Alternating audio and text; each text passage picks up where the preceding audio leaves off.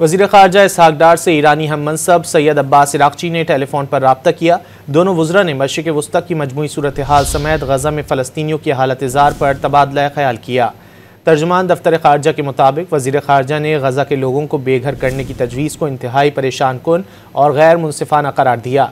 जोर दिया कि फ़लस्तीनी सरज़मीन फ़लस्तीनी आवाम की है। दो रियासती हल ही वाहिद काबिल अमल और मुनसिफ़ाना ऑप्शन है। पाकिस्तान खुद मुख्तार फ़लस्तीनी रियासत के क़याम की हिमायत जारी रखेगा।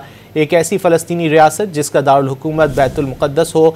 वज़ीर ख़ारजा ने इस मामले पर गौर व खौस के लिए OIC वज़रा ख़ारजा का गैर मामूली इजलास बुलाने के लिए पाकिस्तान की हिमायत से भी आगाह किया। तर्जुमान दफ्तर ख़ारजा के मुताबिक वज़ीर ख़ारजा ने गज़ा के लोगों को बेघर करने की तजवीज़ को इंतहाई परेशान कुन और गैर मुनसिफ़ाना करार दिया। जोर दिया कि फ़लस्तीनी सरज़मीन फ़लस्तीनी आवाम की है।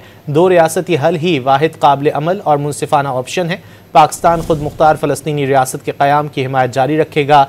एक ऐसी फ़लस्तीनी रियासत जिसका दारुल हुकूमत बैतुल मुक़द्दस हो।